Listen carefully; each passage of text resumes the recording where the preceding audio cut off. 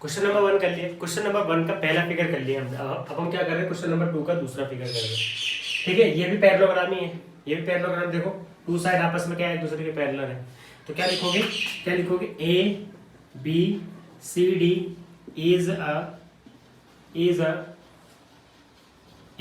Parallelogram. A B C D is a क्या है, parallelogram. जहां पर ए बी पैरेलल है किसके, सी डी के। जहां पर ए बी पैरेलल है किसके, सी डी के। ठीक है, जहां पर ए बी पैरेलल किसके, सी डी के। ठीक है, अब क्या करना है आपको, सबसे पहले x की वैल्यू निकालनी। सबसे पहले क्या निकालनी है, x की वैल्यू। तो आप क्या लिख दोगे, angle A plus angle D equal to 180 degree. क्यों बोला ऐसा मैंने, क्यों बोला, बिकॉज ऑफ एडजेसेंट। अब डायरेक्ट में एडजेसेंट लिख दे रहा हूं, ठीक है, आप समझ जाना। एडजेसेंट एंगल किसके वजह से ऐसा हुआ है, एडजेसेंट एंगल के वजह से हुआ है। देखो क्यों, ये लाइन सेगमेंट है, एक यहाँ पर एंगल है और एक यहाँ पर एंगल है। ये लाइन सेगमेंट है, यहाँ पर एंगल है और यहाँ पर एंगल है। ठीक है, जब आसन पे एंगल हो तो उसको आसन कोण बोलते हैं। ठीक है, तो ये इसमें देखो एज पर एंगल है तो उसको क्या बोलेंगे, एडजेसेंट एंगल बोलेंगे। क्या बोलेंगे, एडजेसेंट एंगल बोलेंगे। ठीक है, एंगल ए पे कितना लिखा हुआ है, एक्स लिखा हुआ है, प्लस एंगल डी पे कितना लिखा हुआ है, 50 degree equal to 180 degree. X equal to कितना हो जाएगा, x equal to 180 degree minus 50 degree हो जाएगा। x इक्वल टू 180 में से 50 गए तो कितना आ जाएगा, 130 आ जाएंगे क्या। इस तरीके से हमारे x की वैल्यू आ गई। किसकी वैल्यू आ गई, x की वैल्यू कितनी आई, 130 डिग्री। x की वैल्यू कितनी आई, 130 डिग्री। अब x निकाला तो अब किसकी वैल्यू निकालेंगे, y की वैल्यू। देखो क्या ये दोनों एक दूसरे के अपोजिट है क्या, ये दोनों एक दूसरे के अपोजिट है क्या, तो अपोजिट एंगल लग रहा है ना। x और y क्या है, एक दूसरे के अपोजिट है, तो यहाँ पर कौन सा एंगल लग रहा है, अपोजिट एंगल लग रहा है। तो लगा दो, तो क्या बोल दोगे, एंगल A इक्वल टू होगा एंगल C के। एंगल A जो है वो एंगल C के क्या होगा, इक्वल होगा। क्यों होगा, बिकॉज ऑफ अपोजिट एंगल। किसके वजह से होगा, अपोजिट एंगल के वजह से होगा।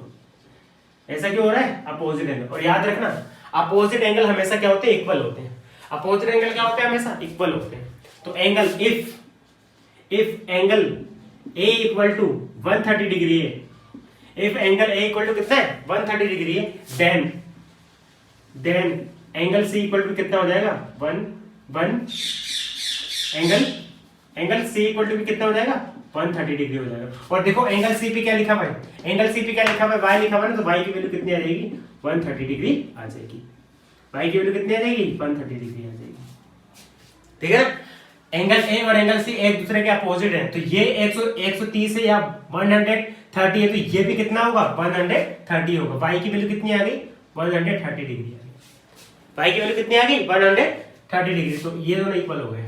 अब किसकी वैल्यू निकालेंगे, z की वैल्यू निकालेंगे। z तो बाहर है, कोई बात नहीं, निकाल लेंगे। देखो एंगल A और एंगल B एक दूसरे के अल्टरनेट एंगल है। अल्टरनेट मतलब एक के ऊपर है। अब देखो इसके कंपेयर में ये इसके ऊपर है ना, तो एक दूसरे के ऊपर है। ऐसे देखो ना, ये इसके ऊपर है, इसके ऊपर कौन है, ये। तो मींस एंगल A और एंगल B क्या होंगे, इक्वल होंगे। तो क्या लिख दूं मैं, एंगल A इक्वल टू क्या होगा, एंगल B के होगा, बिकॉज ऑफ अल्टरनेट एंगल। कौन सा एंगल, एंगल अल्टरनेट। कौन सा angle, alternate angle. Alternate angle कौन सा एंगल, अल्टरनेटिव। नेटिव बोल सकते हो, अल्टरनेट एंगल बोलो।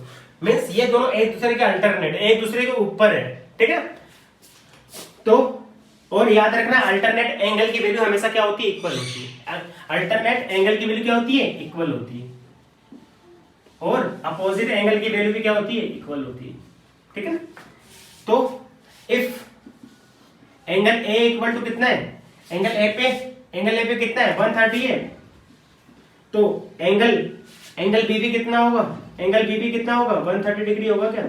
एंगल B भी कितना होगा, इसको B नहीं B डैश लिखो तो ज्यादा बेटर, क्योंकि B तो अंदर के लिए हो जाएगा, B डैश बाहर के लिए, तो इसलिए B डैश लिख लो। एंगल A इक्वल टू क्या होगा, B डैश होगा। B तो अंदर के लिए, B डैश बाहर के लिए, तो एंगल B डैश भी कितना हो गया, 130 डिग्री। अब देखो B डैश पे कितना लिखा हुआ है, Z। क्या लिखा हुआ है, Z लिखा हुआ ना, तो Z की वैल्यू कितनी आ गई, Z की वैल्यू कितनी आ गई, 130 डिग्री आ गई। Z की वैल्यू कितनी आ गई, 130 डिग्री। ठीक है, क्यों? क्योंकि एंगल ए और एंगल बी दोनों क्या एक दूसरे के अल्टरनेटिव एंगल है या अल्टरनेट एंगल है, और अल्टरनेट एंगल की जो वैल्यू होते हैं हमेशा इक्वल होते हैं। तो एंगल ए 130 है तो एंगल जेड भी कितना होगा? तो एंगल जेड भी कितना होगा? 130 होगा। इस तरीके से हेंस इस तरीके से हमारे एक्स वाई और जेड की वैल्यू क्या क्या आ गई? जेड की वैल्यू क्या क्या आ गई? 130 डिग्री, 130 डिग्री और 130 डिग्री, तीनों की वैल्यू कितनी आ गई हमारे पास? 130 डिग्री आ गई। ठीक है, ठीक है भाई।